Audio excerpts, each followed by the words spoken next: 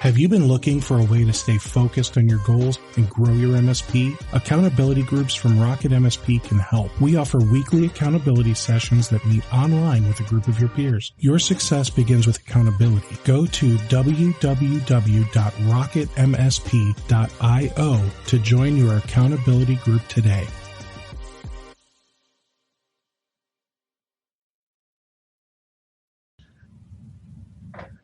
So now you see that this webinar is streaming live on YouTube. So just a reminder, don't say anything that you don't want the world to hear. If you could please take the poll, I would love to know, just, where everyone's at technically. It's not so we can flame war anybody. I just want to understand who my audience is that's here. So currently we have everyone that has filled out the poll. The majority of you currently help clients with websites today. There are a few people that have said no. There are a few of you that insist on managing the website and domain name, but many of you have actually said no to that one.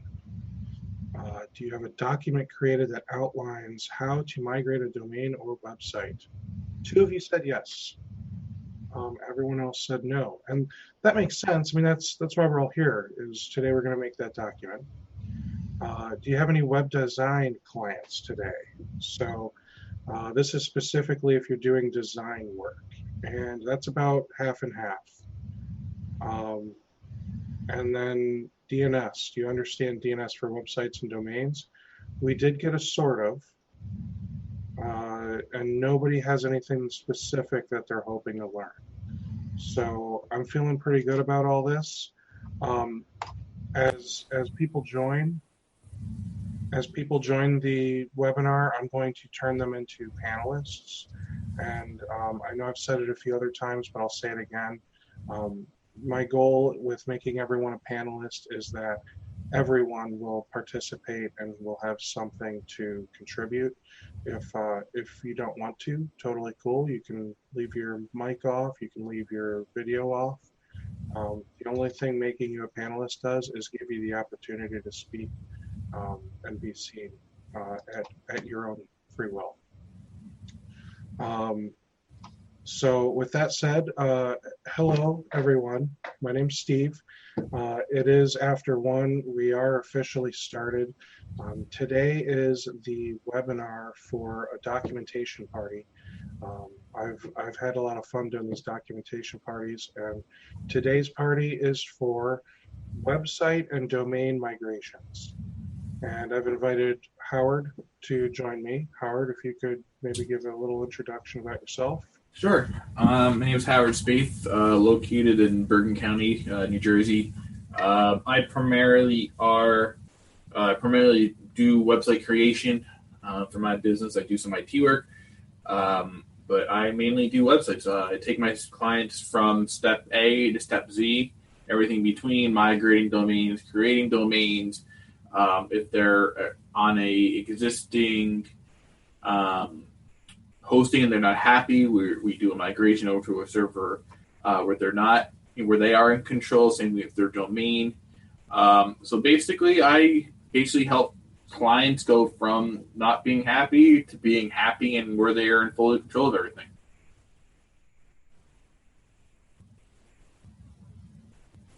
Steve, you're muted. Awesome, thank you, sir. I did just hit the little button to share the results with you guys of the poll, just in case anyone here is interested to see what those answers were. So I also just posted a link, a bit.ly link, so everyone should see that in the Zoom chat. If you don't see that, it's okay. Ideally, I'd like all of the conversation to either be verbally or in the chat. So I don't see any reason for anyone to hit the Q&A button. I think we can use just the chat for all of our communications unless you want to talk. That said, feel free to open up that document. This is for all of us to edit and turn it into something that we're all going to be happy to use. So let me open up my agenda here so I don't forget what we need to do. I want to start with domains. Howard, who do you use for registrar when you register a domain? I mean, it really varies. I know sometimes best practice is usually to keep domains away from hosting accounts. I usually tend to have my clients register a domain someplace like GoDaddy, Namecheap, there's network solutions. But I usually tell my clients go through GoDaddy.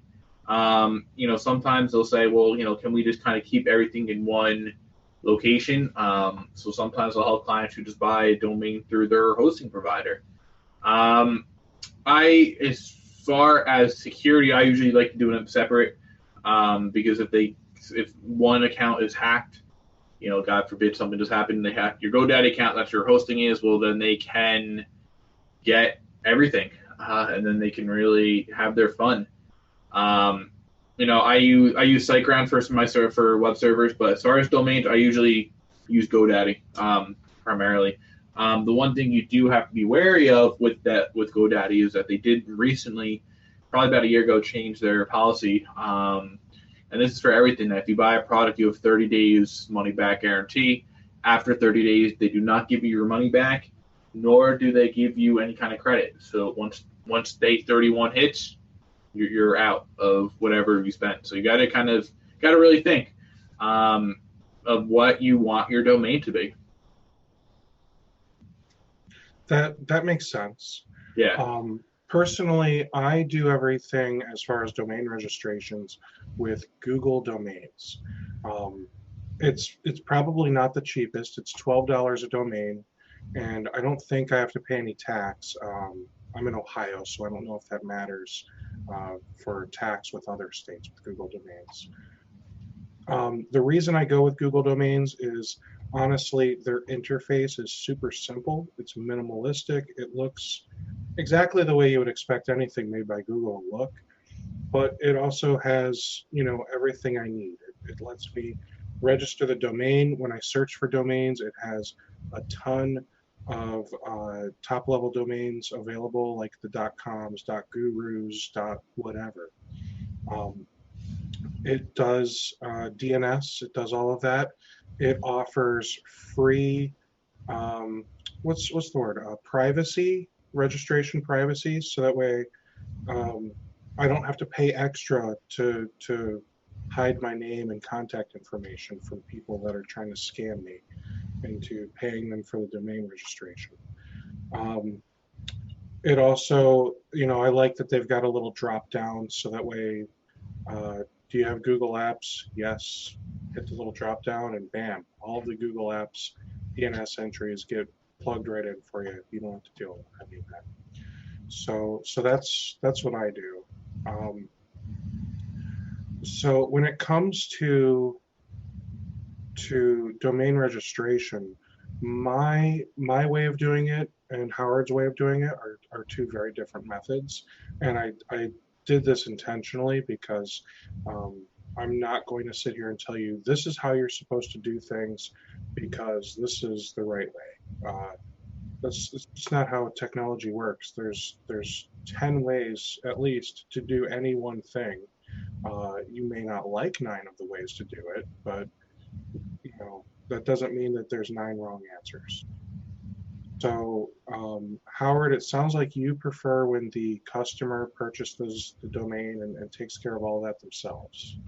I kind of prefer they buy I'll help them, buy their domain, but I'd rather it be registered in their name, their business name, and then they kind of just give me the username and password.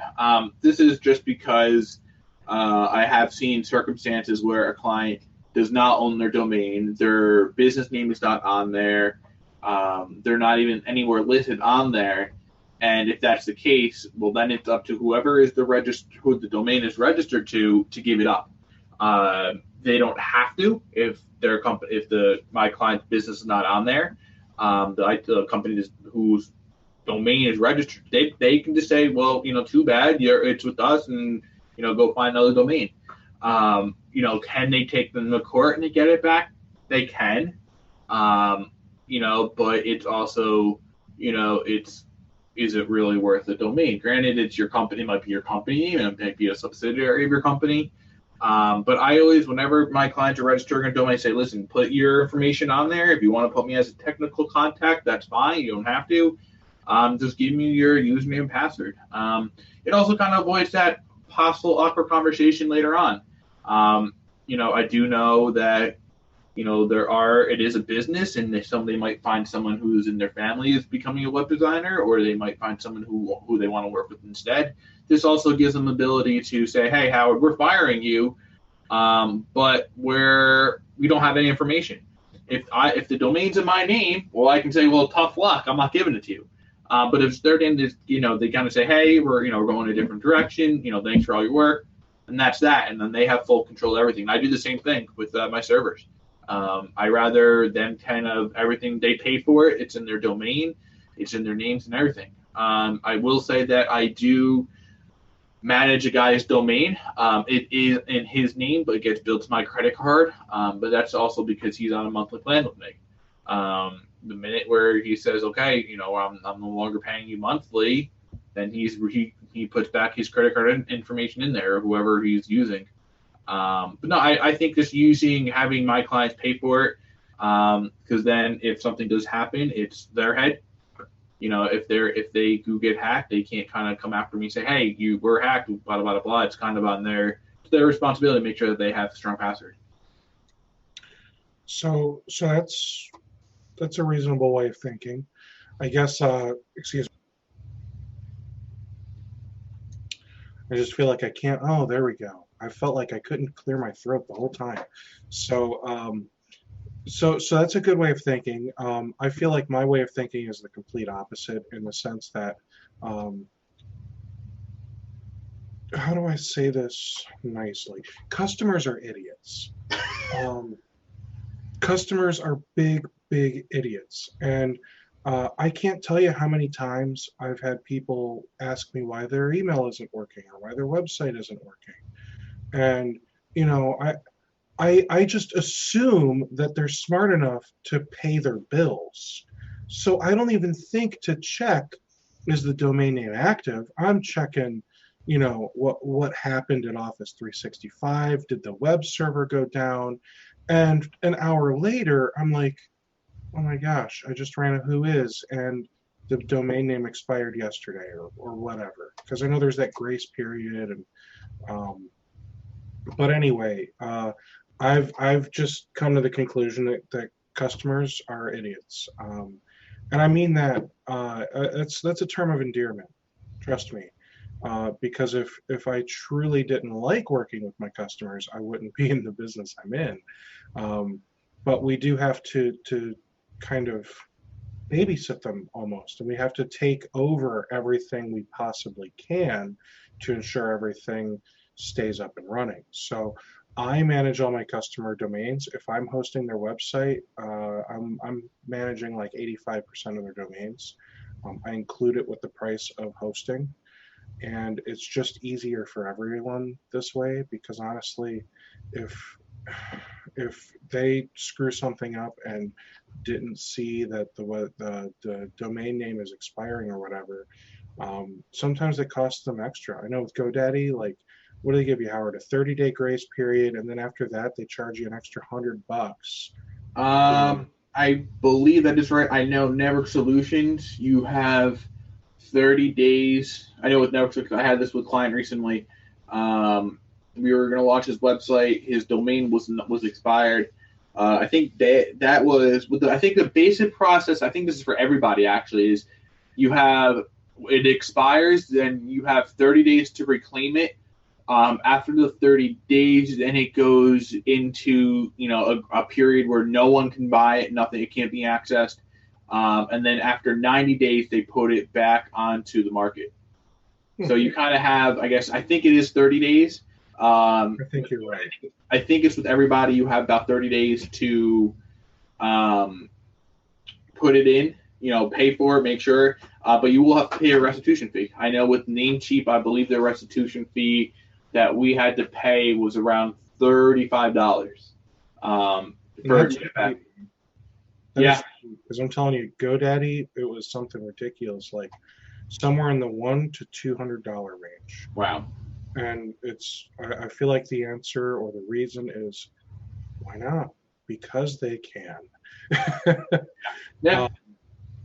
It's a quick way, and I guarantee I wouldn't be shocked if about 80 to 85% of the people who have a domain, and a website, they forget that they're actually that they expire.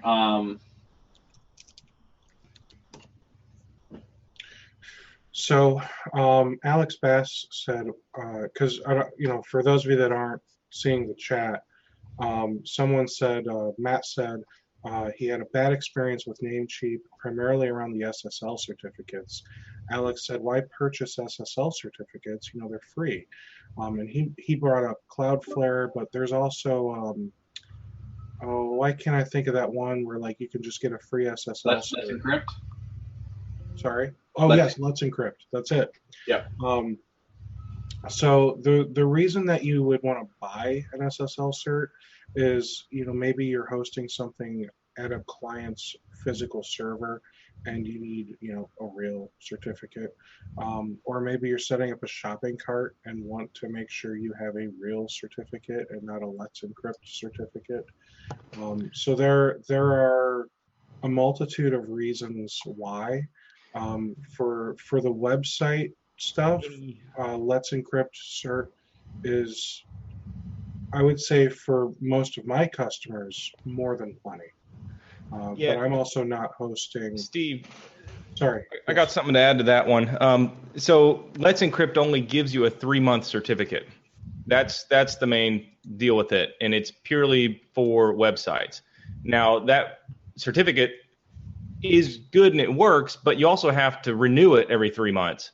So the renewal can be a pain in the butt if you're running on a web host or or something else that does not have, say, the cPanel integration or anything like that. So say if you're hosting your website with, well, it used to be Rackspace, but now it's a Liquid Web on their Cloud Sites platform.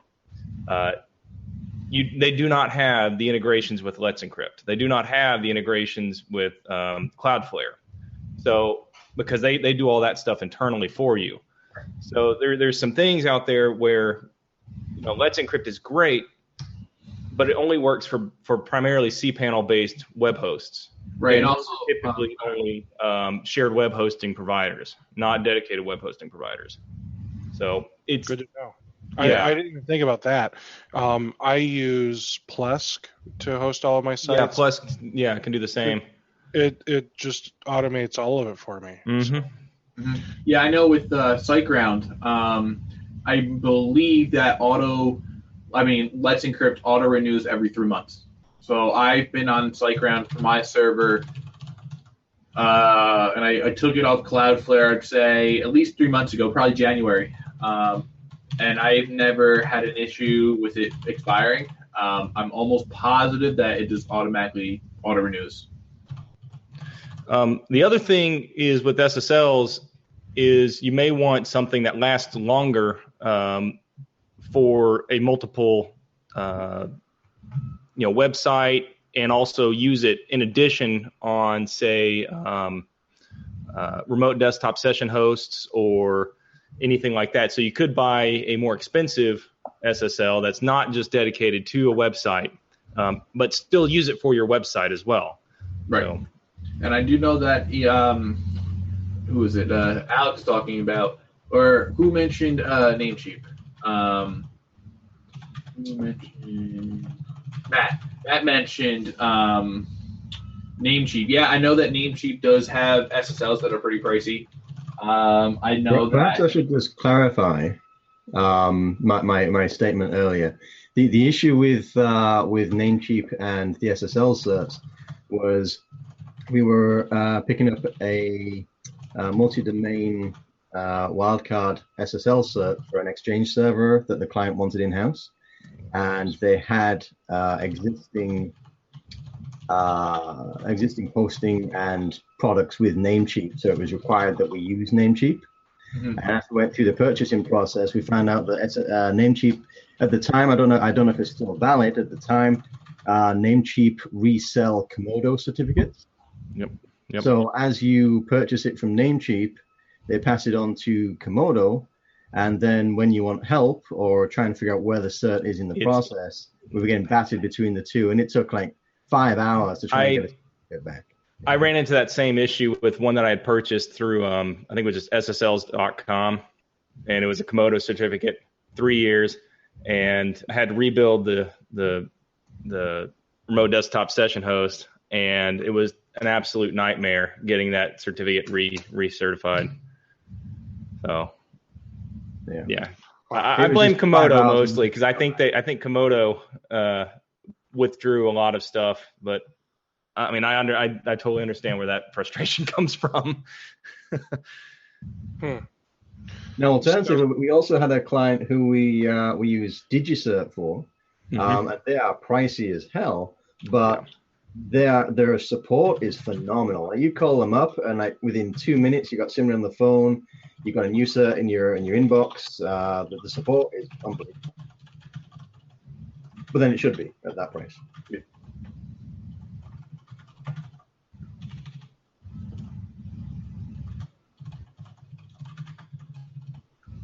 Okay, so now that we've gotten through all that, I'd like to start working on the domain migration doc. So what you'll see here is you guys are awesome. So we've got people that have added a boatload of different domain registrars, and we've got a few comments here as far as what can you purchase and how do you feel about them, which I think is pretty cool. Let's see, we've got a spot for SSL certificates that you guys have already started filling in. And then I started the how to migrate a domain portion at the bottom. So I think, most importantly, the first thing that you need to figure out is who controls the domain. Is it the customer? Is it a potentially former website designer? So who's controlling that domain? Once you figure out that information, you'll be able to better figure out how to move forward. If you're not the one that's able to do all of these things, you're going to be at the mercy of somebody else. When I migrate, transfer a domain into Google Domains, if it's something that I have access to, I can typically have it done in about 10-15 minutes. Yep. So make sure, if at all possible, you get the credentials so you can get yourself logged in to the current registrar so you can manage all of this yourself, so you can move things along very quickly. After that, I've found that there's a few things that need to be done. And I'm not sure if this is in any particular order, but we need to make sure that the domain name is not locked.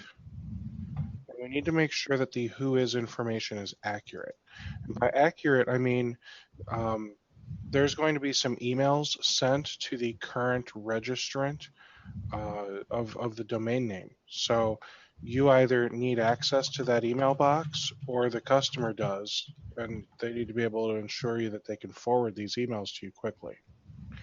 Again, if you're at the mercy of somebody else, that whois information is all on them, and it'll be them that are getting the transfer emails. And yeah.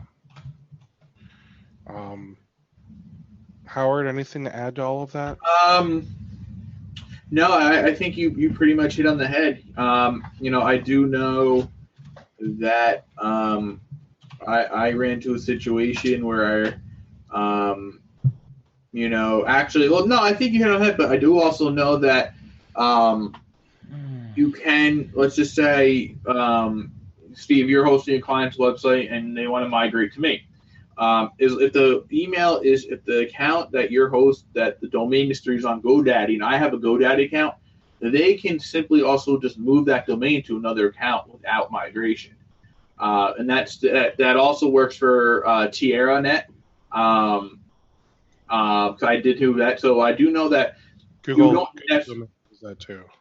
You don't necessarily need to do a migration from GoDaddy to GoDaddy. It's a simple, just hey, we're on this is on GoDaddy. We need to transfer to another GoDaddy account, and that takes all that process really takes is you put in who you're transferring to. They confirm that they're accepting it, and that's it. And I've done that. I registered a domain for a client. It was on mine. They set up a new GoDaddy account. I transferred it in.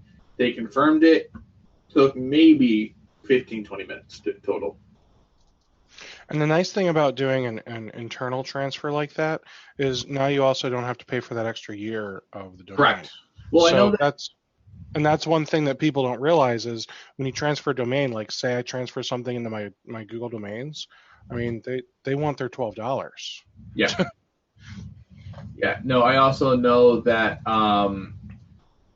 I believe it's Namecheap. If you transfer it in, it's like $10, but you're actually paying for an extra year right on top of that.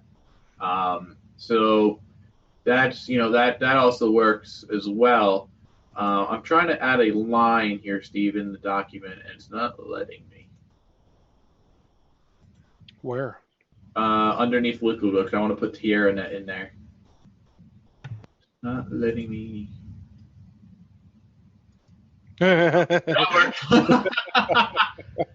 Here you go.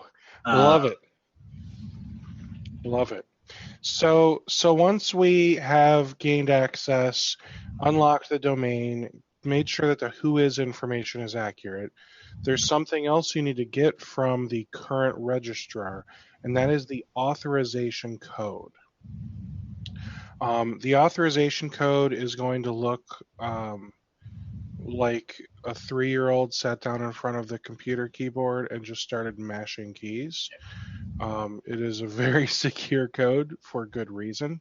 You don't want people to, hack your domain and transfer it into their registrar. So it is a crazy code. It will probably have special characters like I've seen semicolons and things like that in there. So make sure when you select, like if you do the double click select, it might not get the whole thing. So make sure when you're selecting, you are highlighting the entire authorization code.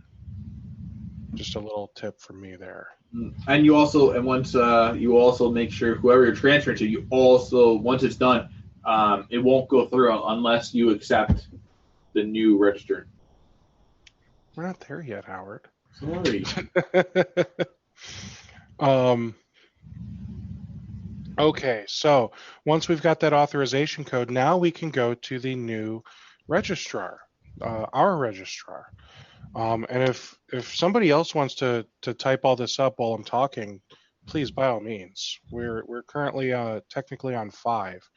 So this is when we go to the new registrar, and that's typically your registrar. And this is when you choose to transfer a domain name into the registrar. I know with Google Domains, it's going to ask you a couple real simple questions. What's the domain name? What's the authorization code?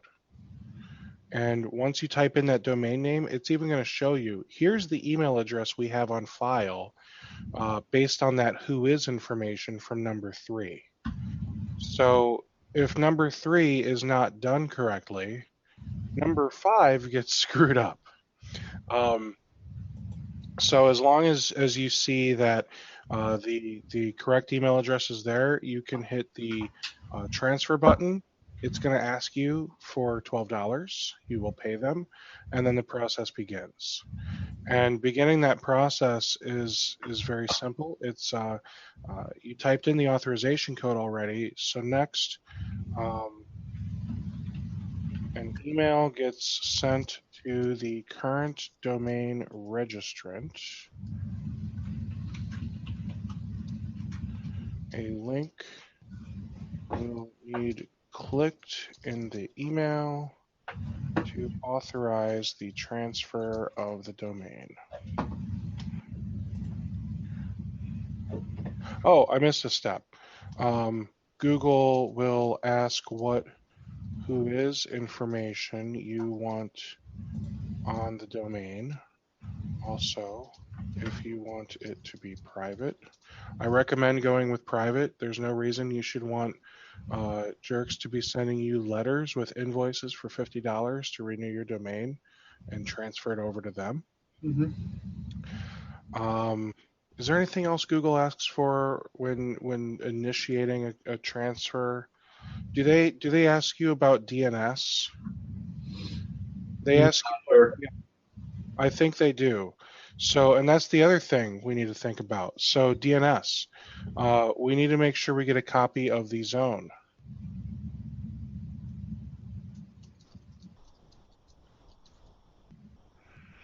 All right, so the DNS is super important for a multitude of reasons. I think it's safe to say everyone here knows that if we screw up the DNS during a domain transfer, website, email, third-party services, all of that stuff goes down. And I'm pretty sure you would have a very disgruntled customer if you if they hired you and their first impression of you is, "Oops, everything's down." So, what do you do for DNS stuff, Howard? Well, I mean, what I usually tend to do is obviously you got to look at where their email is, where everything is. If they're running, Exchange at 365, I generally will either leave the name server where it is and just do an @record at the new IP address, or if they're just using something like Google Suite now that's called, I will just copy the records and do a name server over to the new server, and just do an MX record there. It really depends. I mean, some people just, because for instance, I have a colleague of mine who's an IT guy who does a lot of their Office 365, Exchange, and, he doesn't want anything getting messed up. So we just say, hey, leave everything where it is and we'll just do an @record. It really depends. Sometimes we change it, sometimes we don't. Depends on the situation.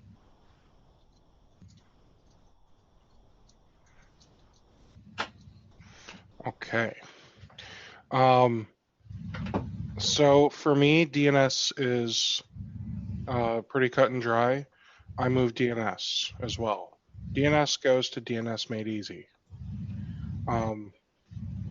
DNS currently, before you make any changes, the DNS could be managed at the registrar. So it could be at GoDaddy or Namecheap or whatever.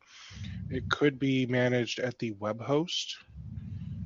It could be managed at Office 365 because they offer that service. Rarely have I seen a DNS managed by Cloudflare or something like DNS Made Easy or another DNS service. Regardless, unless it's on Cloudflare and they insist on using Cloudflare, I move their DNS over to DNS Made Easy and I manage DNS for them. So in order to do that, we need to get a copy of the DNS zone file. And once we get a copy of that file, you're going to see a bunch of things: A records, and MX records, CNAMEs, and a bunch of other things. I'm going to open up my DNS Made Easy management console. It's not like I'm going to show you anything in here that is going to get anybody in trouble because, DNS is pretty public. Does everyone agree there with that basic statement? Okay. Well, unless they have, DNS is pretty public, so. All right, so I'm going to share my screen. We are looking at TaylorITGroup.com DNS. Okay, so here it is. Yay, DNS. So I'm going to just quickly go through the different types of DNS records that you're going to see and why you need them. A records. These always point to an IP address. An A record is what allows you to say, my domain name points to this IP address. This is the server for our website. That's clearly going to be super important. CNAMEs. These are where they alias to something. So, for example, www should alias to the A record for the website. I never make an A record for www. So I do that. If you have Office 365, then you'll probably have an auto discover and some enterprise enrollment, things like that. So those are always going to point to another domain of some sort. Everyone clear on these so far? Mm-hmm. Okay. E-name records, haven't needed to use those, to be honest. That's, I think, more common in UK, Europe area. MX records, you'll have at least one of these for email if you are doing if you're doing email from the domain. HTTP redirection. So here's a perfect example. Google. So I made one called google.tayloritgroup.com. And when you do that, it takes them to this. You can leave a review. That easy. So HTTP redirection takes a crazy domain name and helps you make it something easy. Text records. I truly have no idea what some of these mean, but I do know that the SPF record is what you would create an SPF record to manage spam coming from your domain name in some sense. So there are now SPF records, but some domain registrars or DNS management services don't yet use them. So I put it in both TXT and SPF. I've never had to use a PTR record. SRV sometimes. There are a couple for Office 365, but I truly don't know what any of these three items are either. Now, to answer Tony's question, why use a service like this instead of managing DNS through registrar itself? A few reasons. One, DNS Made Easy is really affordable. I want to say it's in the under $50 range per year for 25 domains, and then it's like, I don't know, 75 cents a domain or something stupid like that. It's stupid cheap. They have 100% uptime guarantee on DNS, so their DNS service has never gone down in over a decade. DNS changes are crazy fast. Tech support I've actually had to use, and it is awesome.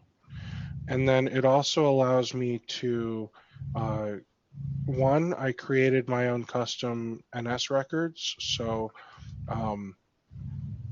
I'm not on this one, but there's another domain I created where we're actually using ns1 and ns2.tayloritgroup.com. The other thing I really like about DNS Made Easy is I can simply grab one of these templates here and apply it. So let me show you my MSP webinars domain. So you'll see here I've got the Office 365 template applied, and here's the NS1 and NS2 that I mentioned earlier. So because of that Office 365 template, all of these records, you see all of these here, they say template. All of these records were created because of the template. The same with these two records here. The reason that the MX or SPF records were not created with the template is because if I modify this one right now, it modifies across the entire template, across all domains that are using the template. So that's why I like DNS Made Easy. It's also really interesting the type of information I'm able to get access to. I can look here and see how many DNS queries my domain's gotten. I don't know that that's necessary, but it's kind of neat. So let's see, info on A-name records.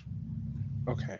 And then the other cool thing is, if I truly have no idea what I'm doing on here, each one of these, like if I come here and hit the plus, there's a help. And there's video and documentation explaining what's a CNAME record, A-name record, or all those other records. I've found DNS Made Easy to be incredibly helpful and well worth the money, especially when I can make a change and it's seconds, whereas with Network Solutions it still does take hours sometimes for one of these changes. So hopefully that answered your question there. Okay. Yes, Network Solutions is bad. Okay. So with that said, the document, just in case there are people here that have no idea what I'm talking about, I just posted the bit.ly link again. That is the document that everyone has access to contribute to right now. So we took care of the DNS portion. It's important to get a copy of the existing DNS because we don't want any of their services to go down. When we set up the domain, we want to do this as smoothly as possible. So configure DNS in your DNS service center. I use DNS Made Easy. Register the domain. It will also ask what name servers to use. Point it to your DNS Made Easy name servers. So we hit the transfer button after we've punched in the domain name and the auth code. It's going to ask what registrant info we want, and it's going to ask what name servers we want, if depending on your registrar, and it should ask you if you want private registration, which I do recommend. It's going to send you that email to the current domain registrant, whoever's in the current whois. Whoever gets that email needs to click that link to authorize it. Sometimes it may not be a link to click. Sometimes, like with GoDaddy, for example, Howard, you could probably speak to this more, but I think there is a transfer out section of your domains list where you have to go in there, check the box, and approve or decline the transfer. Yeah. Yep. Exactly. Yeah. When you're in GoDaddy, you have to. There will be a transfer in, transfer out, and you have to manually approve it.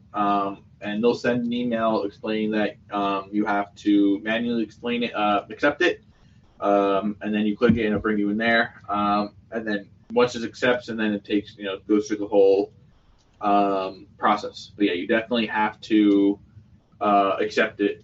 Now, what happens if you don't accept it though? It just doesn't. I think after a week of not accepting, I think it disappears. I'm not 100% sure because I've never had that happen. Tony just said 7 days it cancels itself. So it's not 7 days, it just automatically happens. It's 7 days and the transfer cancels. Right. And if you don't accept it or reject it within 7 days, then it's kind of like you have to do it again. I had an issue where I was trying to migrate a domain from Dex Media. I don't know if everyone is familiar with them, to GoDaddy. And we tried to do a domain, and it didn't go through at first. And I called GoDaddy, like, what's going on? They're like, oh, well, the company where Dex Media isn't accepting it or something. So we had to call Dex Media. Turned out it was that they never unlocked it, even though they had somehow they never unlocked it, but they had an EPP code. But that's the only reason, and we had to accept it. It was a whole issue. But no, you have to, especially with GoDaddy, you have to manually accept it. Namecheap, I believe, as soon as you accept it, that's all you need to do for them, so you don't have to manually accept it. It depends on each provider. I know GoDaddy, you have to manually accept it. Namecheap, you just accept it in an email and it does it itself, and then it'll give you alerts once it's done. You can go down to on their website. It says in parentheses, it'll show like a different color. What's going on, waiting for outgoing server confirmation, and then it kind of goes step by step by step. Excellent. So Namecheap's really good for name transfer, at least domain transfers, because it kind of gives you step by step, what's going on, what's the next step, what are we waiting for, et cetera, et cetera. Okay, cool. What happens next? So, I mean, let's say we authorize the transfer. Now what? Well, once the domain is authorized, then you got to wait until the process usually takes once everything is done on your end. It takes anywhere from 5 to 10 business days for that domain transfer. What happens is Namecheap, GoDaddy, whoever you're using, or Google, they will contact where their domain is registered and said, hey, we got a domain transfer. Here's our information, blah, blah, blah. And they do all this behind the scenes, and then eventually it will migrate itself over. So once you accept that transfer, there's really not much. It's out of your hands. And then Google or whoever else will do the rest of the legwork. Isn't there some kind of key or something that needs to be entered? The only key you really need is the EPP key. And is that the authorization code that we started with? Once you unlock it, once you get the EPP code, you confirm yes, and then you send an email confirm. That's it. It literally is. That's it.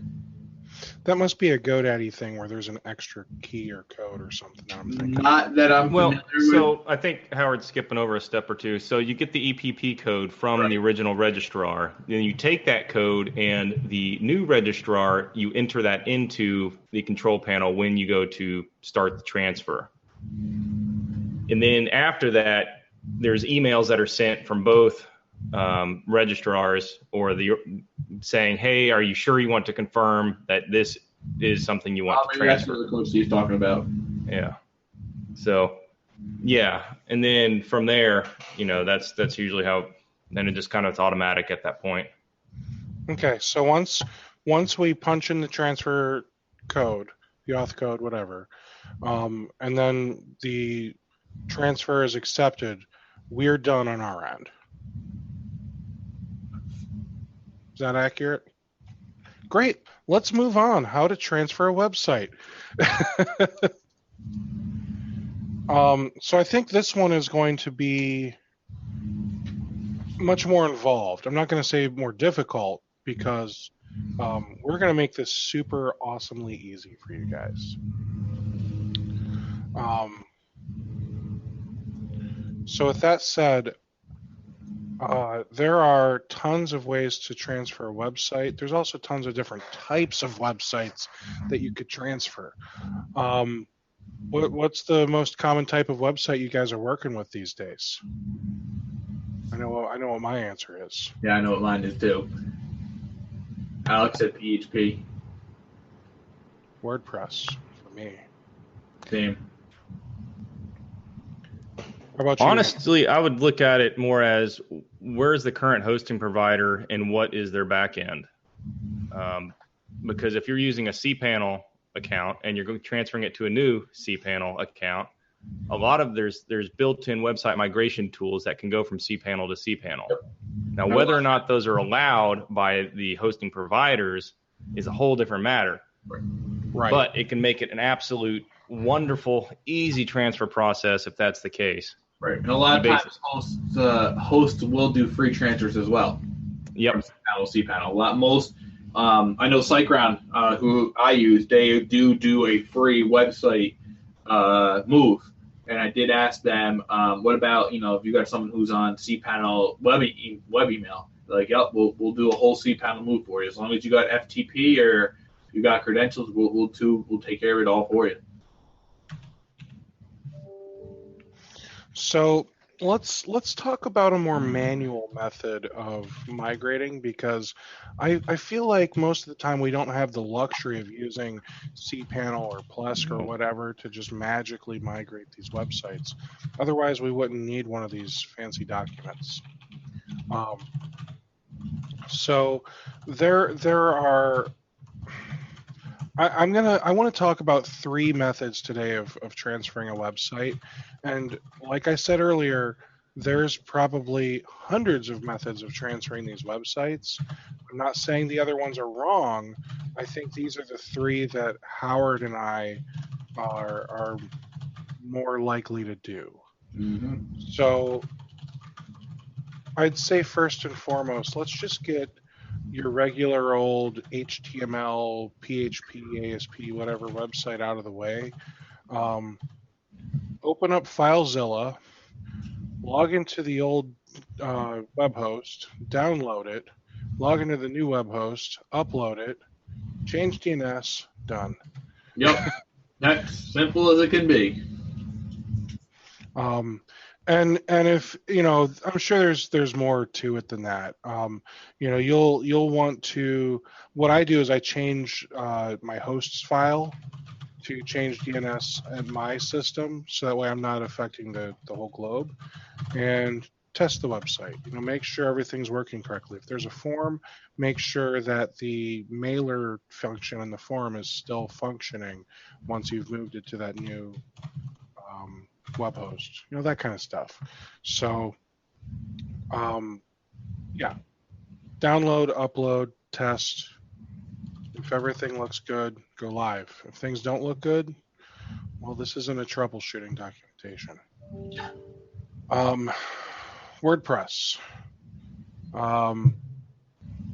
WordPress migrations are actually surprisingly easy. Now, I typically use the tool all-in-one WordPress migration. So with a WordPress migration, I typically get myself logged into the site, install the all-in-one plugin, download a copy of the site as a file. It'll be a .wpress file. And then I can update my hosts and, go into the new server and essentially install that plugin again. You all have to install WordPress, install that plugin, and then upload that file, and then it's kind of done. And then there's a couple other steps you got to do after that, or else things don't work. But I use all-in-one WordPress migration. I used to use Updraft. I didn't. I stopped. I didn't care for it as much as I like all-in-one WordPress migration. That said, Howard uses a tool called ManageWP. And I would love for you, Howard, are you comfortable sharing your screen to show off ManageWP? Yeah, for sure. Okay. So Howard's going to show us ManageWP. And before we get into the backup and migration and everything with ManageWP, Howard, if you could just kind of show off why you use ManageWP and what on earth you do with it. Sure. So basically, ManageWP it's a full-in-one kind of dashboard that allows for you to control a website. And once it populates here, I accidentally connected mine with GoDaddy Pro because they are a company within GoDaddy now. So my appearance might be a little bit different if you're just logging in manually. So basically what it does, it syncs up with all the websites. Let's let it finish up here because I have about 40. So you can do all your websites through here, your backups. You can actually have security, performance. So basically here, these are all the websites that need updates. So you can see, so then you can see all your spam, post revisions, everything. It's basically a total management tool that you can use without actually logging into websites. So you can see, like, for instance, my website right now is having issues connecting for whatever reason. So you go into it, reconnect, and let's hope it reconnects. This basically it should. So you just reconnect. You can see here that it shows, what my next backup's going to be. You can do some SEO stuff, which I don't really recommend through this. It shows you different keywords. You can better hosting. So it really tries to promote GoDaddy a little bit because you're on GoDaddy Pro here. Cool thing is you can have different tags. So for instance, you can see here that, I know where it's being hosted. I have GoDaddy hosted. I have a friend of mine. I know what she's hosting. I have other hosting, SiteGround hosting. Cool thing is that it's $2 a month. And if you are on a GoDaddy shared server or a managed WordPress plan, it is free. So you can kind of see that I can, here are all the different websites that I have access to through my panel. If you do backups here, you can see, these are all the websites that I already have backups. So when you click in here and go back in overview, it will show you that these are the ones that need to be updated as of now. If you unclick backup, it will show you everything. So kind of you can update your themes, WordPress, translation, everything. It's a total management tool.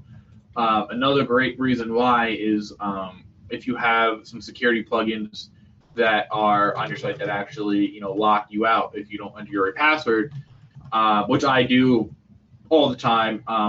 Since my website here, I can actually go into my site, click on my site here, you click WP admin, and actually will log you in, and you can unlock your IP address or, something else. So it's definitely a tool that allows you, if you forget your username, you still have access to your website. It's $2 a month per site. And then all these extra add-ons. So like, for instance, security, I believe is 90 cents extra. So you pay per website. You can white label the report. So if you need to give your client a monthly report of exactly what you did for that month, what you spammed or what you updated, you can white a client report, and you can actually add your logo and all that neat stuff. So I find it very valuable for me. Because as you can see, I back up 31 websites. So I manage 31 websites. It just allows me to have more control and see what's going on. Really cool thing is, especially with a GoDaddy site, is this website here always consistently goes down. GoDaddy hasn't been able to really find a reason why. I haven't been able to. But I am alerted. I do get an email whenever the website does go down. Says, hey, this website's down, and then it'll actually send me an email and stuff. And that's part of the Uptime Manager. Let me see if I can. Here, add-ons. So you can kind of see here. This is a security check. You can actually see. So this guy is on GoDaddy. So we got the free version of security check. Let me kind of show you what it looks like, so you can kind of get a. Oops, wrong site. Sorry. Kind of see what it looks like here. So security check, uptime monitor. So you can see 99 is up. Analytics, it kind of gives you can kind of see how many people are looking at it. So it's a really neat platform. It definitely allows you to do more than just backing up. You can do basically everything through here. So before I started using this, I was going to all my websites manually and updating everything. So it took about hour and a half, and I check my websites about 3 times a week. This now it takes me less time, and I can just do it all through here. This also gives me the ability that I don't have to go on /WP admin every single time. I can just log into here, boom, and I'm right in. So I want to make a few clarifying statements. You said Managed WP is $2 a month earlier. Right. So to clarify, you can use Managed WP for free. Yes. So yes, good call. There is a free option. Basically, when I say $2 a month, they have different tiers of what you can do for backups. So let's kind of take a look at my backup here. And see, you're talking backups, but I'm talking in general with yes. In general, you can use it for free. Basically, you can see what's going on your website. You do not have to pay for it. Updates will come in. The only things that you do need to pay for, and my apologies, Steve, that is a good call, that it's, for backups and, all the different plugins. Backups are a add-on. So you can use this to update your sites, and you can use a site, let's say like Updraft, or does All-in-One back up the site, Steve? All-in-One does not do any automated backups to my knowledge. Okay, so there might be an added feature. Okay, so you can use Manage to basically manage. You can do all your your updates, your spam, and all that. And then if you want to do your backups through Updraft or another platform, you definitely can. I just like doing it in here. It's all in one. Their monthly backups are free. Their weekly, daily backups are $2 a month. And then they also have an option here. Let me go into my settings here. Whoops. Since my platform's a little bit different, I'm not. There's a way to do it. Just give me a minute here. Probably just click, yeah. So you can see here, you can do backup options. So here you can see monthly, weekly, daily. So monthly is free, weekly is $2 a month, daily is $2 a month. Every 12 hours is $2 plus 45 cents, so $2.45. Every 6 hours is $2.90. And then real-time backups is, I think, $5 a month. So it takes every hour. So I usually recommend, depending on what's going on, I do daily, weekly and daily. The same price. I just do daily. I think it's a little bit easier. And you do have the option of putting this on Dropbox as well. Backing up to Dropbox. But when their backups, it goes to a separate server. Offsite, I believe that they are using AWS, and it works great. I've never, and their support is very good as well. That's pretty much a quick, 5-minute overview of Manage. Awesome. So I too use Manage. How many websites are you managing? I manage. So right now on my backup, I manage 31. Free backups, which means they are not paying me monthly or paying me to back up. There's 9, so about 40 in total. I have 18 websites in Manage, and the main reason I use Manage is because, quite honestly, I just like coming in here and doing all the updates. Yeah, it's definitely a great, easy platform for that. And I'm not sure if you saw, they did launch the safe update. Yes. Basically, so what safe updates, and I don't use it, Steve, so I don't know if you've used it. Basically, what safe updates are is that it will update and make sure that the plugin will work with your site before it applies, and if it doesn't, you can roll it back. And then they actually just introduced today where you can do 20 safe updates at one time. Usually you'd have to do one update. Now you can do 20 at one time. To answer your question, Tony, no limitations, $2 a month. It's just you be paying for your backups. So you can use it completely free and still be able to update all your sites, WordPress, and all that. Just the $2 a month is just what you want your backup to plan to be. And to clarify on that further, I do not believe they have any space limitations. No space. I'm sure it's fair use. So who knows how much space they really let you use, right. But that is $2 a month per site. Well, depending on what backup plan you want to use, but correct. Yeah, Tony, exactly. Yeah, you can definitely use them. You can definitely use Manage just for an overview and updating service. Yep, 100%. You can definitely. Yeah. Another thing that I just lost my train of thought. Want to stress with Manage. See if I can come back to me. Yeah. You basically. So another thing is that that it works through a plugin. So basically, let's just say your plugin somehow gets deactivated, your website won't get backed up. Or let's just say it can't sync. the plugin on WordPress side itself deactivates itself after 10 minutes of non-connection. So let's just say if you, whatever reason, if you somehow disconnect, your website or remove it from the managed platform, your website after 10 minutes will get deactivated on the actual website side. So they're really kind of up to date as far as what's being connected, what's not, because every time you log in Manage, it wants to sync with your website to basically make sure that it is working properly. And if you can't sync, it will say, hey, you have a 403 error, you have a 503 error. It will tell you what's going on, and that's why it's a great platform. Yeah, Tony, like you're saying, you can definitely use Manage as a platform. Recently, they are starting to introduce the ability to do security with non-WordPress sites. So you can definitely, for that 10%, Tony, you can definitely use, PHP or HTML. You can actually add that security feature that they offer. You can't do backups yet, but I think that is in the works where you can start updating or backing up HTML, PHP sites through here.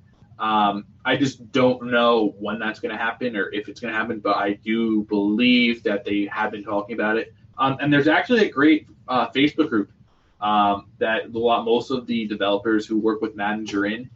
You can just literally type in Manage WP users on Facebook, and it works great. I comment if I have a problem, and sometimes the developers will get back to me real quick, or sometimes I got to offer, send us a support ticket.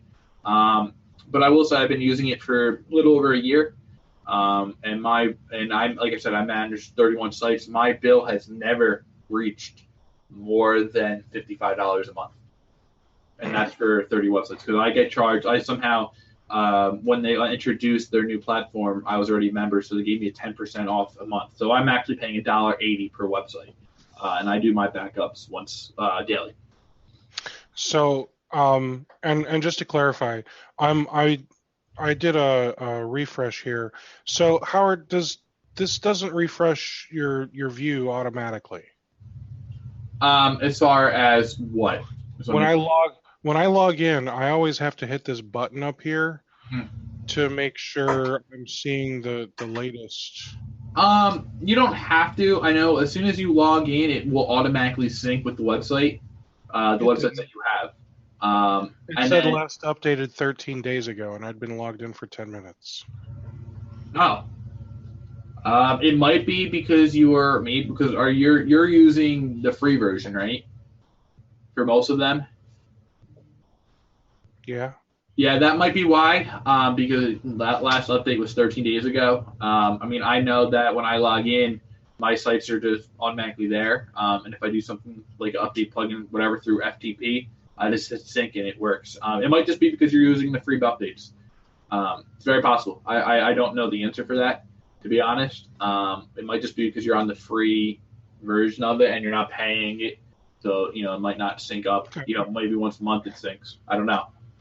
So I'm showing you guys what I do. I log in here and I go right over here to the plugins. I tell it to update the plugins. I get rid of all those stupid spam comments. And right now this little bar is going across the screen because it is working. And once it's done with that, I'll know if it's successfully updated all of the plugins. I don't hit update all. I like to do it the same way I would update it if I were logged in manually. Plugins, then themes, then WordPress. I always want to make sure my plugins are up to date before upgrading WordPress, because I've seen where upgrading WordPress to a new version but not updating a plugin has broken something. So, yeah, I use this thing. I think I pay them $1 something a month for a couple little services that I'm playing around with. Yeah, no, it's definitely a cheap option, and it's such a great platform that allows you to do so much. Truly is a very affordable solution. With 160 sites, I could see how it might start to get expensive to do. Well, then here's another thing. So I don't interrupt you. They do actually, if you go into billing, they actually do offer bundles. That's right. Completely forgot about that. So I think it's in billing. So Tony, this might be an option for you. So basically, they offer bundles where you can actually, I think you can buy an all-in-one package for $150 a month, and it covers you up for 100 websites. Yeah. So for what? Yeah, 150, 100 websites, and Yep. that gives you everything. Yep, they got you backups and everything. But you could just pay 75, and that's 100. So $150 would get you 200 websites of backups. Yep. So that's much more affordable when you buy the bundle. Faux show. Yeah, that's why they introduced it, because they realized if you're running 160 sites and times 2, that's pretty penny. That, if you do it, $75, you can back up 100 sites. So it's definitely. Mm-hmm. And it's awesome that for 160 sites you can actually get it cheaper by buying 200 sites worth. All right. So with that said, let's move on. So we've got 2 methods of migrations that we got to show off, and we've got just under 20 minutes to do all this, so that way we can also make this document. So Howard, let's show people how to migrate a website using Manage WP. All right. So there are 2 different ways that you can do it through Manage. So I'm actually taking over this client, their kitchen organization. So I already have a backup. I'm not updating anything. So once again, my backup area is a little bit different because I am running through GoDaddy Pro. Unfortunately, I did that accidentally. So here you can either clone it. So you hit clone, and then you actually have to buy it. So if you're on the free backup, you have to buy the add-on, and they don't charge you the full $1.80. They kind of prorate. So if this is going to be here for a couple hours, let's just say, they will charge you something like 30 cents. So here I can hit clone. So now you can do, so there's 2 ways I do it. You can do same domain on a new server, and you actually do an existing website. So sometimes I do the same domain, but sometimes it just times out. What I ended up doing is I create a new install on their server. Once that server is done, I add that site, the new install, to WordPress, and then I clone this site over that. Or we can do the same domain on a new server. You enter the IP address, and then you enter the database information. Steve, which way do you think we should do it? Well, I would say that same domain on a new server is probably going to be the most common way. Okay, sure. Of us doing all this. Okay. Yeah. No, like I said, I usually do that first as well. Let me just get their username here. Okay, it's not there, which is no biggie.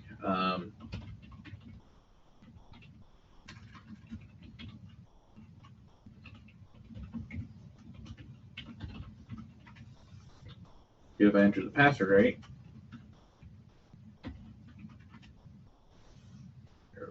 Oh, because it's not Kitchens. It's Ken Bauer Inc. Sorry about that.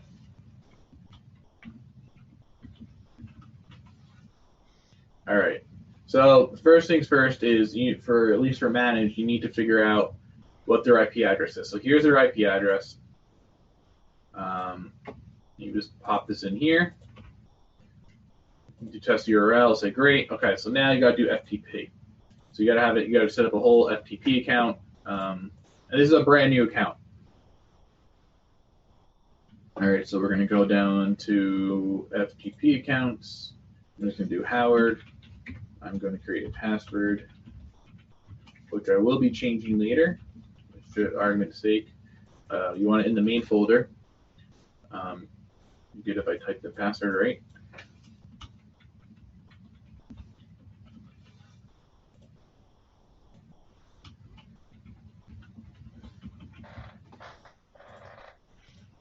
Why is it not? There we go. All right, so now you create an FTP account. Come into here. You do Howard at kenbauer.com.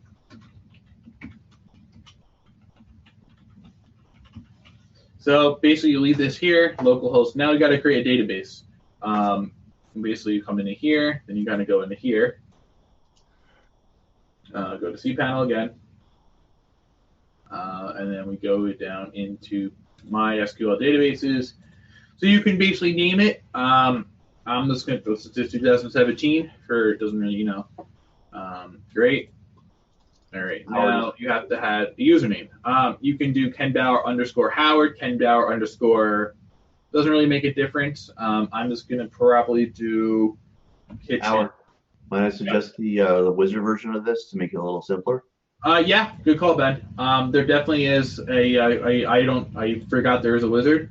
You can actually do a MySQL database wizard, which basically you create the database. So it's named kitchen because we already have.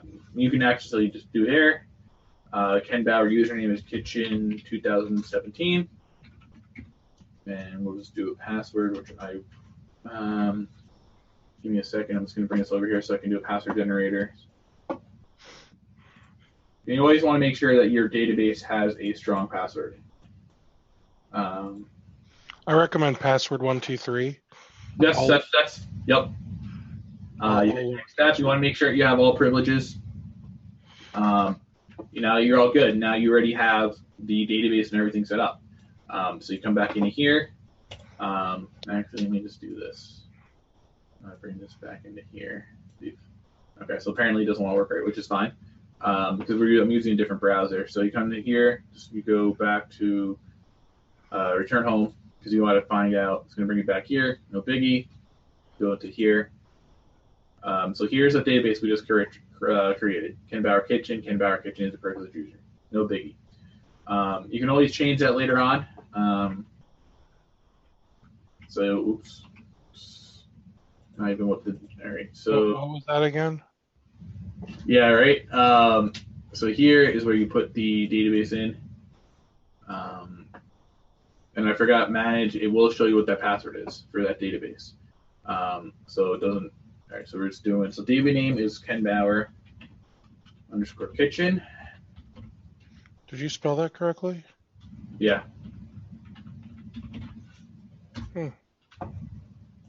Let's just make sure Ken Bauer, Bauer, did not. Good catch there, Steve. Ken Bauer _ kitchen. I'm going to bring this to my other screen. It's already on YouTube forever. Yeah. Well, I'm just going to change the password. So give me a second there. That's a good idea. Add a couple exclamation points at the end and you'll be fine. Yeah, right. I'm just gonna bring it to the other screen real quick. Here you can let me just change that password. All right, now, yep. So now the password's been changed. All right, so now what you're gonna do, come back in here, you test it. It says that it can't connect to the server. So that's telling me that my password's wrong.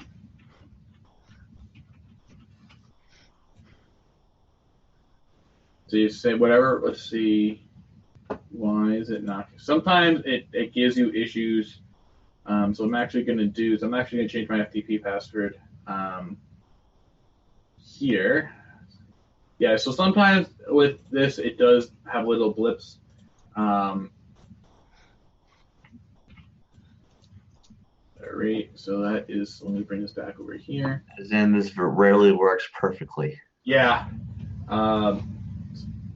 See, this is why, it's not, for whatever reason, it's not connecting. So what we can do, because it's still pointing at the other, and it might be because the IP address. You can actually do this by IP address as well.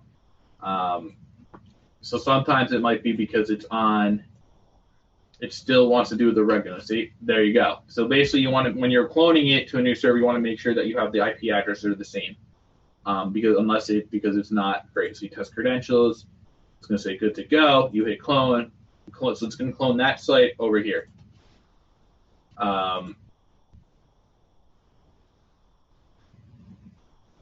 Yeah, Tony, I mean, it's usually the other way.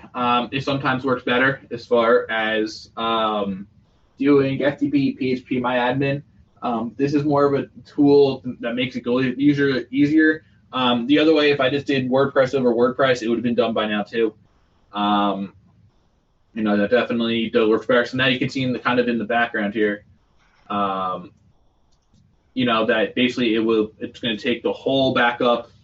It just takes whatever's there, and then it will see where it goes. It should. Sometimes this isn't a terribly big site, so it should be relatively quick. Hopefully it doesn't time out, because I've had websites where it gets to 99% and it times out. But I mean, from this, basically what it's going to do is it'll say that the website is done. I know, Steve, you got to do your migration as well. From here, what it should do is say website is done. You click here to view the site, and it should pop up the IP address. And that's it. So I don't know if we want to wait, Steve, because I don't know how long this is going to take. It's hard to... Sure. It's really hard to determine how long it's going to take. So my method, I feel like my method is a lot easier. So if one of you guys could go to that document, I started typing up the Managed WP platform document part, but squirrel. If someone could type up what I'm doing for the number 5 all-in-one WP migration tool. So I'm going to log into one of my clients here. I'm also going to log into my Plesk.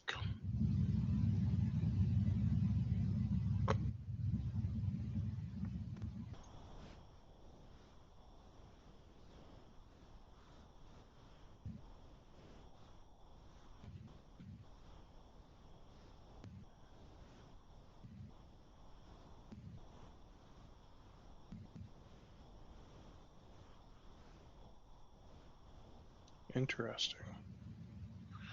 That's something to look into later. Okay, so here's a current client. I've already got the all-in-one WP migration tool installed here, but if we were to come in here and hit add new, I would just typically type in all-in migration, and then it should be in the top row here. There it is. So it's installed, it's activated. Now I can come over here and I can hover over it and I can choose export. I never play with any of these advanced options. I export the whole thing. These are all do nots. Export to file. It's going to prepare the website into a file. And then it's going to allow you to download said file.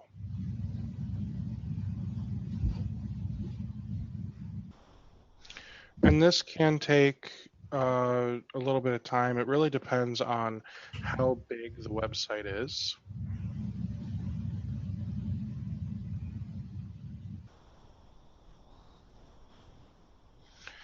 Once we're done creating this file and downloading the file, it's going to download a file directly to your computer. It's going to be a .wpress file. Once you download that, what you would do is in your web host, you would create your domain, your new customer, your new domain. I would use the web host to install. Here, I'll click on this domain name. I would use the web host like a Soft Aculus or one of those tools to install WordPress. Get logged into WordPress. Install the all-in-one migration tool, and then upload the file. So I feel like this is a lot easier. So here's my wagonin.net, blah, blah, blah, today's date, and a bunch of other crap.wpress. So now it's going to download this 256 meg file. So I could come over here to taylorvoip.com. I can click login. Hypothetically, this should work. Continue, that's a new one. I'm used to doing this from Chrome though. Howard and I are playing with this new browser called Brave. It has so here, to say it does have its quirks. So I can come in here and I can hit import. And once this is done downloading, I can literally just drag and drop this WPress file onto here, and then it's done. In order to gain access to the new WordPress, typically it's going to be the same URL, the same domain name. So you probably are going to need to hop into your hosts and add the IP address and the domain name, so that way you can log in and work with this. Hey Steve, Tony asked a question, and I'll repeat it. It says please. all-in-one WP have limitations. He goes, I thought there was a recall. I thought I recalled there be size limits on the free version. There are on the free version, and I did end up purchasing I want to say 2 of the plugins.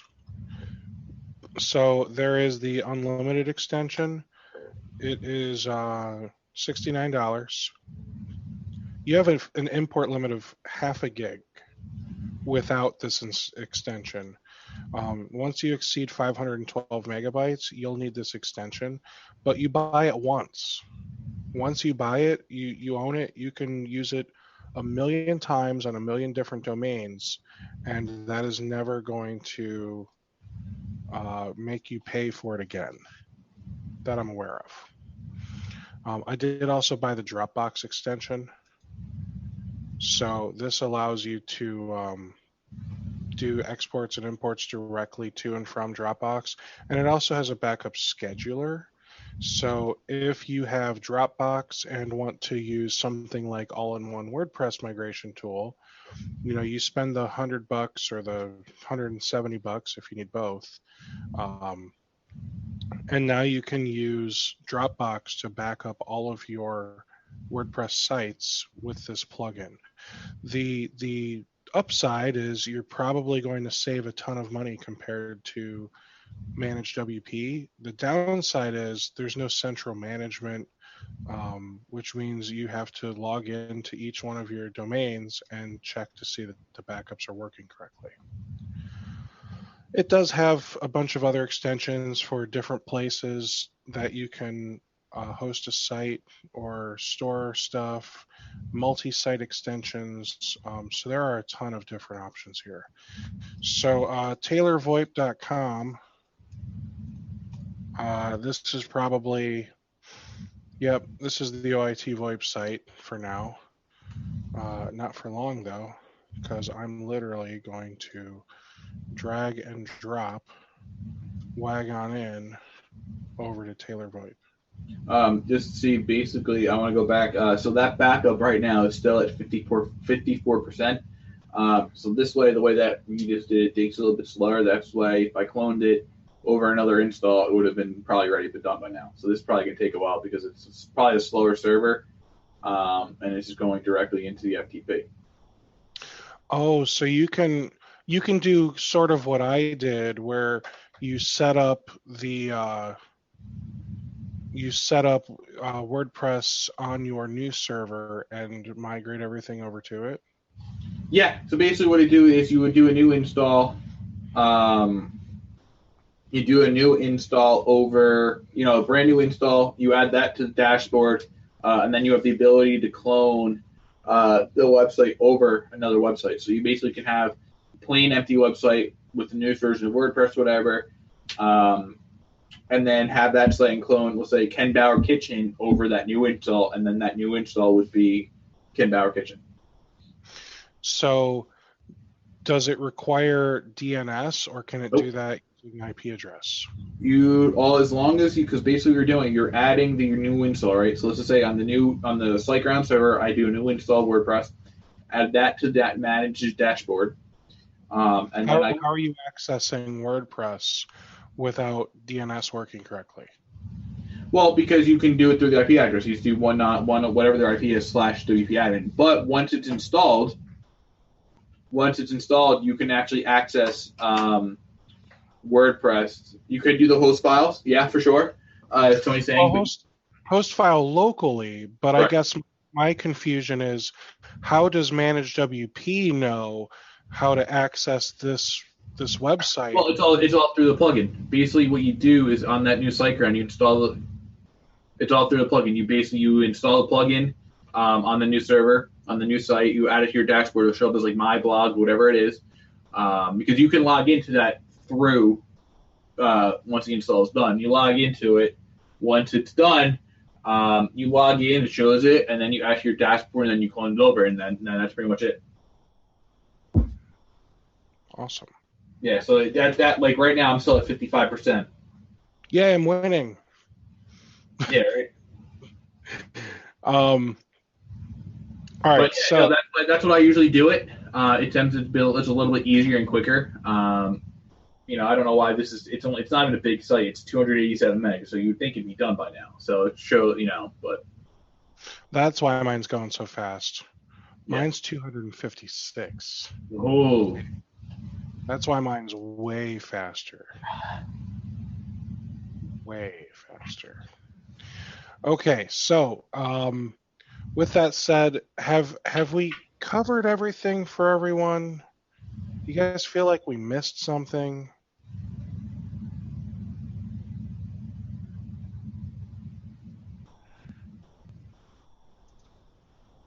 Well, radio silence. No news is good news, I'm going to assume. yeah, Unless they're just typing that much that we that's missed. possible. So Steve, would there be any interest in talking about site security? Because that is a big portion of websites nowadays.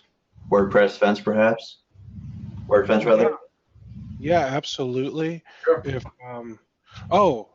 good. This is okay. Well, hold on. Since this is done, I need to show you guys the next step. So let me do this real quick. So I'm going to hit continue.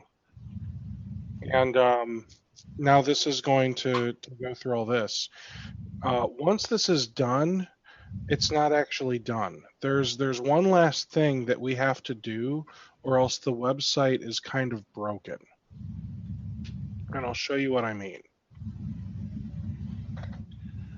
TaylorVoip.com. Think it's done yet? I'm going to try it. I think it's done. Oh, so close.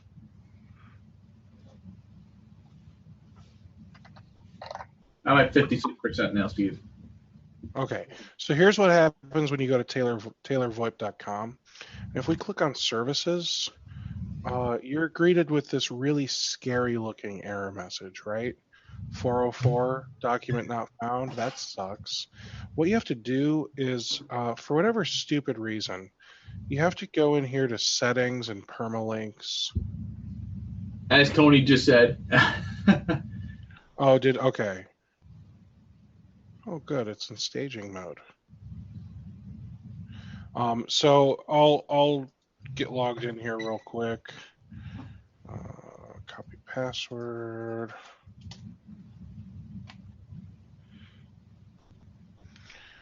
We have to change this. I usually just change it to numerics. Oh, geez.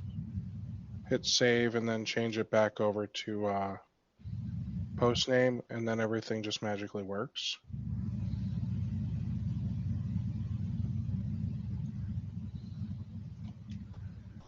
So now if we click services, it actually goes to the services page. So I just want to make sure that you guys are aware that if you see a crazy error like that after you've migrated a website, it's probably something really mundane that makes absolutely no sense. But there you are. So site security. I know was that Andy that brought that up? Yes, and Ben. And Ben. Yep. So Andy, is that something that you'd like to speak on? I don't deal a whole lot with WordPress websites. My past has primarily either been direct PHP websites or the things with databases or things with, I think Joomla 1.5 and the early versions of version 2 of Joomla were the things I've kind of messed with. My main concerns are just basically if you're moving a basic website, be aware of the types of forms that are there and be aware of how the data is being sent through that form. A lot of times, especially nowadays, I see websites that get either hijacked or there's a bunch of random named folders on the site whenever you go look at it. And it's entirely due to basically either script kiddies or guys out there that basically forcefully use the form in an incorrect way in order to upload a malicious file to the website. And that file will either, when it runs, it'll either download more things, which is typical, or it will, when somebody will send a link out to an unsuspecting user, either via email or some other third-party website, and it will say, hey, you need to, call Microsoft and all this kind of stuff. So how, if, yes, we are hosting their website, but at the same time, we're also, we need to keep in mind things that are security related, because that is something that we can sell. When we migrate their website, say, yes, this is a basic PHP website, I can migrate it, that's not a problem. But I would also like to have a look at how your forms are being done. How if some websites, one of my clients' websites that I host for them, it's a public access. If after you log in, you ask for username and password, but after you log in, it allows people to upload and download files from basically an FTP site. So that's something to be aware of is if you have the ability for file manipulation, if you have the ability to submit anything, how is it being done? And just be aware of that, because that is something that a third-party entity could very much want to take control of and use for their own malicious purposes. So right. I don't know in WordPress if there's ways to prevent that. I'm very new with WordPress, so I'm just been kind of stumbling along with it. But I know in early versions of Joomla, early versions of Joomla 2.0, there were a lot of issues like that were being caught and addressed, which ended up with their 2.5 and then 3.0 releases that addressed those in full as much as possible. So, I start speaking to kind of the back end. You can have plugins such as like WordFence, which is more, if someone's trying to hack your website, you can block them permanently. Or you can basically lock them out immediately. So, for instance, I don't use admin because that's what a lot of robots use. So, if someone says admin, they automatically get blocked permanently. If we have time, I just brought up on my own screen on a new window one of the things that I use WordFence on. If you would be interested in seeing of what it looks like in the first place. Yep, Ben, if you send me the link, I can. Or put the chat in the put the link in the chat. I mean the active plugin, not yeah. I can. Steve, do you want me to pull it up? Because I have WordFence on a couple. Sure. Oh, okay. Yeah, you can do it then. Yeah. All right. By the way, that site just finished. By the way. Finally. Yeah. Right. All right. So I'm gonna bring it over I'll bring over what WordFence looks like. I'll do a share screen on my end here. If we have a little bit of time, might as well show that people understand. So, let me just pull it up here. All right, so basically this is what WordFence looks like. You can basically see firewall enabled, scheduled scans, all this neat stuff. So basically what you do is scan. The free version comes with a weekly scan. So it does a scan of everything, so you can see what's going on. Scan credentials, it does all this. And this is all in the free version. So firewall, you can install a firewall. Enabled and protecting, optimize it if you want to. Brute force protection. I have forced admins and then it locks them out. On mine, I haven't had that issue, but usually I'll block admin, the website name, age grant designs, all that neat stuff. And then I'll get an email when someone gets locked out. If someone does, however, get locked out for whatever reason, you can kind of see blocked IPs. IPs are blocked out from login, throttled. because they're throttled. So you can see all these are kind of throttled. So this was start 2 months, 26 days ago, and it's going to end in. So this basically someone in Clifton, New Jersey, was on my site and really seeing what's going on, and that's from nearby. So it kind of really monitors what exactly is going on. That's funny. It's all the same IP address. I wonder who that was. And there's tools you can kind of set it to the way that you want to. All these different options. Some are premium. So here's my IP address, so it knows to whitelist everything that I'm doing. And basically what it also does, it sends you an email once a week. Usually, I think Mondays, the start of the week, of what's going on. It also will send you emails when plugins are outdated. So, for instance, I got I believe 3 emails this morning saying, "Hey, plugins need to be updated." And here's all your different settings. Here's your brute force, so you can lock out how long they're locked out. So you have 5 minutes, 10, 30, all the way up to 60 days. You can lock out immediately, username, security. This is a great plugin. Another way that I kind of do security is I actually change the login for WP admin. So I can kind of show you with that. So I do that. You don't necessarily have to. Some people do, some people don't. So you can see, well, now it's all over YouTube. Great. So I'm going to change that. But mine basically is, hgranddesigns.com/Yankees. Some people just leave it as WP admin. You can see, and I also don't use admin as my username. So basically, I forgot. So basically, if I go to WP admin here, it's going to say this feature has been disabled. See, this has been disabled. So then if I go to /Yankees, it will show me the login screen. So you don't necessarily have to change it. I do. It kind of takes it to another layer. And then I just have a strong password. I don't use admin at all on any of my sites because that is what hackers will look for. That's pretty much what I do as far as security. Change that, add word fence, check the websites 3 times a week. That's pretty much it, to be honest. Awesome. And I'm actually Since we are past our time, I do want to quickly get things wrapped up. Sales pitch. Here's a little softball. Don't worry, guys. If you guys don't do web design and you need a website designed for a client, feel free to reach out to Howard. Howard, I think the majority of his business is website design. He's more a web guy than an IT guy or an MSP. Not that he doesn't do that stuff. It's just his bread and butter is websites. Howard, do you have a slide available with contact information or anything? I thought I sent it to you, but Oh my gosh, you sent it to me. Okay, so since that's somewhere else, yeah.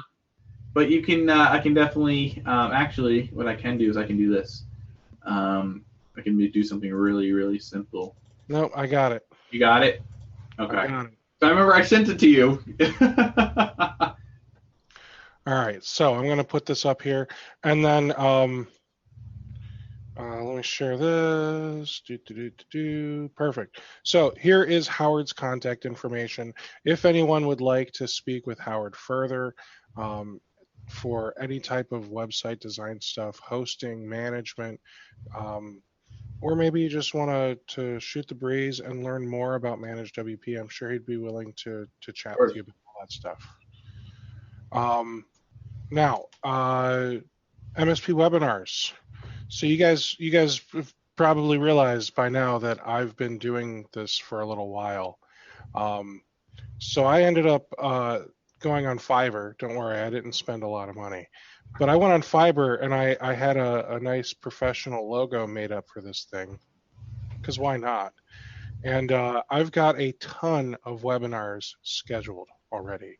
Next week, we've got a 2-part webinar with Malwarebytes. It's actually going to be back to back. The week after that, we're doing break fix onboarding because it is actually important to onboard people correctly for break fix services.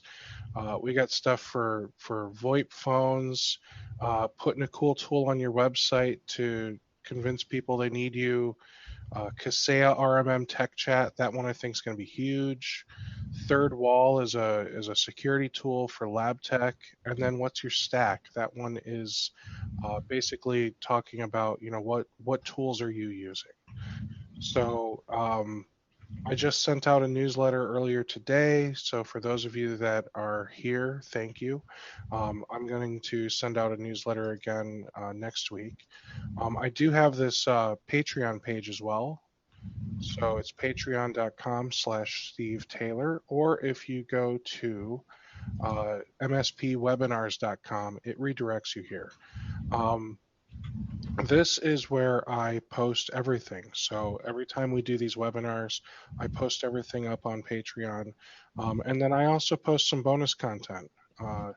And to be honest, it is paid content. I do have people that give me money to keep doing this because my goal is for all of us to be able to help each other, but I do put a lot of time and my own money into this. So I'm also hoping that you guys can help me keep making this happen.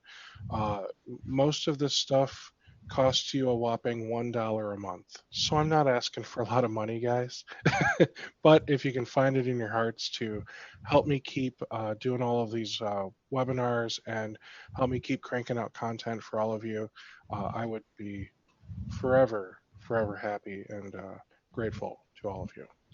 So with that said, I think we have covered everything for today's webinar.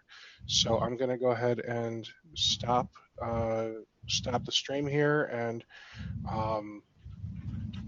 let's see if anyone has any questions on it. I changed the data. All right, guys, we are live again on YouTube, and here's a little after party for the webinar, and I want to share this with you guys because I think this is cool stuff. Oh gosh, I'm hearing myself. I hate when that happens. All right, so Google My Business. So since we're on the topic of websites, what better time to talk about our own websites than right now? I'm really curious to know how many of you guys are using Google My Business to manage your own company website. I am. I don't really use it as much as I should, but I'm there. I'm there too. Okay. So for those of you that aren't, you really need to get yourselves on it. One second, guys. What's up, kiddo? How much longer? Probably 15, 20 minutes. Okay. Is everything okay? Okay, great. That was easy. So here's why I think Google My Business is so important. One, it makes sure that all of your contact information is on Google for when people search for your company. It makes sure that you are tagged correctly with all the correct, what's the word I'm looking for? All of.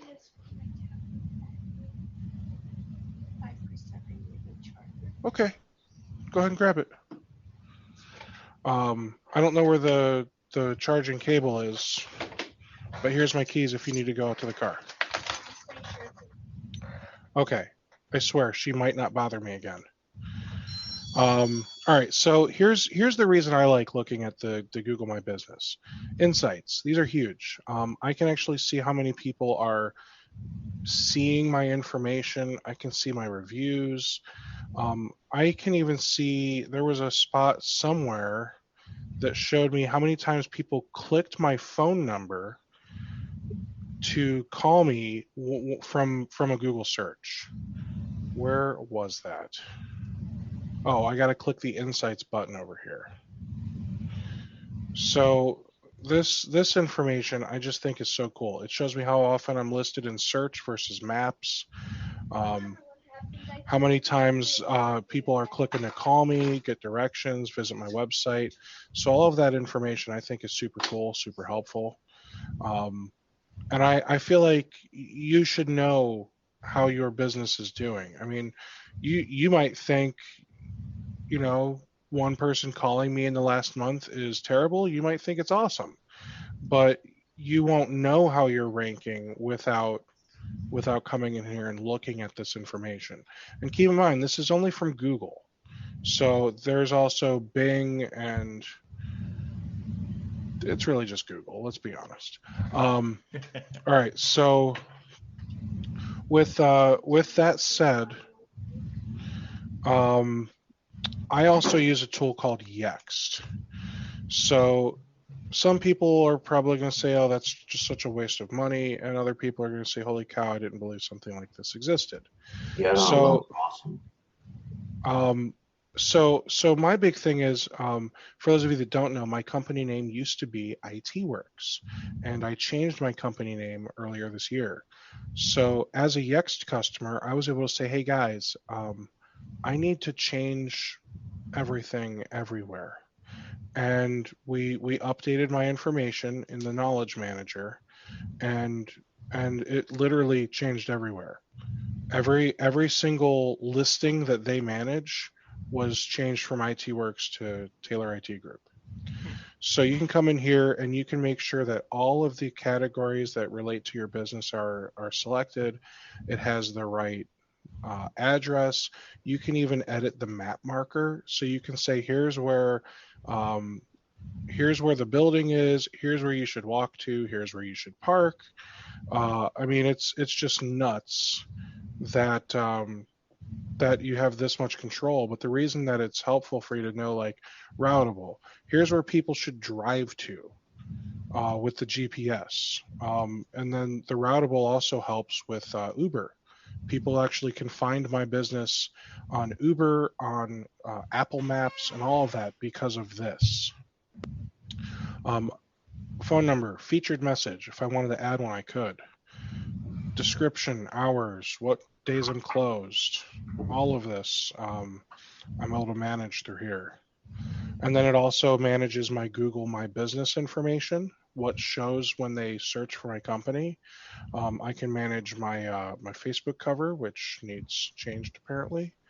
And then here's the Uber stuff I was talking about. You can even add trip branding. So if you had a storefront instead of managed services, you could actually have a comment, a URL, and a description where it looks like this when they find you on Uber.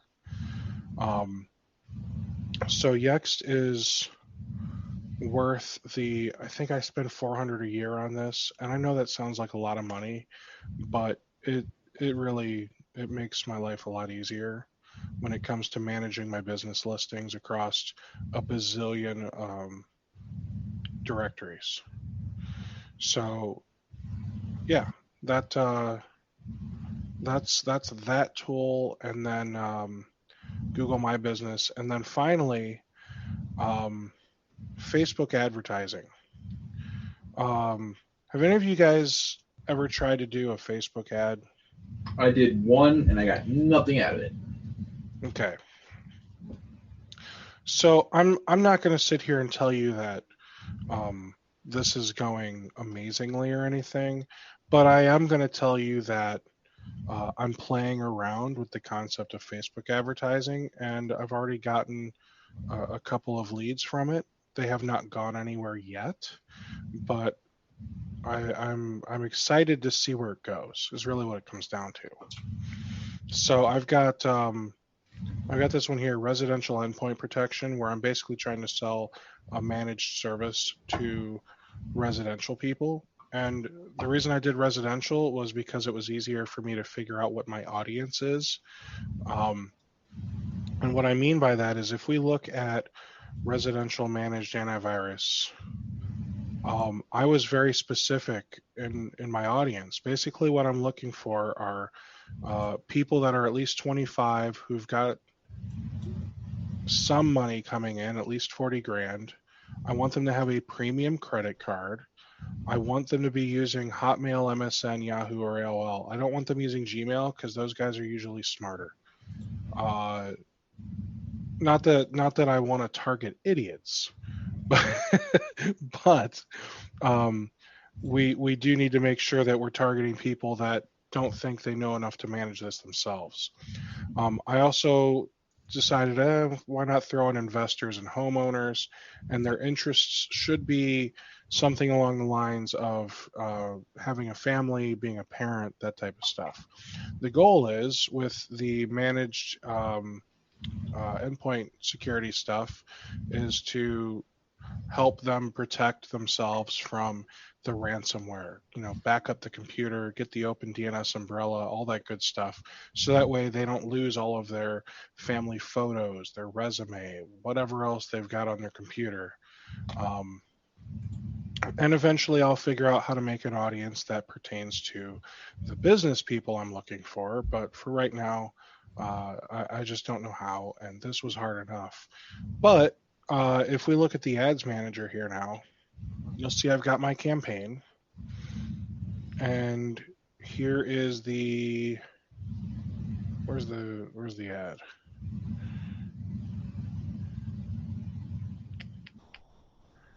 I believe this is the ad I'm looking for. Yeah. So you'll see here I've actually got 2 leads that were filled out. So Facebook actually has a lead form that you can ask people to fill out, the first name, last name, phone number, email address kind of thing. And you can have the form be as complex and convoluted as you want. I chose those 4 fields, and that was it. My ad has reached 175 people. I've spent a little over $11, and 2 people have filled out my form. So $5.51 per lead is basically what that says I've spent.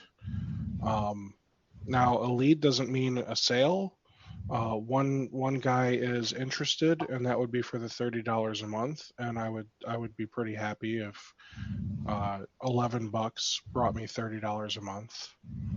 I don't know about you guys. So it's just something I'm playing around with. I'm not sure that I expect big things to come from it, but it's at least an idea. Oh, good. Andy just got a spam call from Google Ads and Bing people. So with that said, Google never calls you, ever. The real Google will never call you. It's always somebody trying to sell you the dream of being found on Google on page 1. So. Or that your listing's expired. Yeah. Oh yeah, your Google listing's expired. I get those every day. Yeah, those drive me up a wall. So, with that, I mean, those are the cool little things I wanted to share with you guys. I really think the ad thing, I mean, I'm going to let it run for a month or 2 and see where it goes. And, if I ended up spending $100 and nothing happens, then so be it. But I'm hopeful to get maybe 20 leads filled out, which, I mean, I've gotten 2 leads filled out in a week. So if I can get 20 over a couple months, I'm hoping to get 1 or 2 customers from that. That's my goal.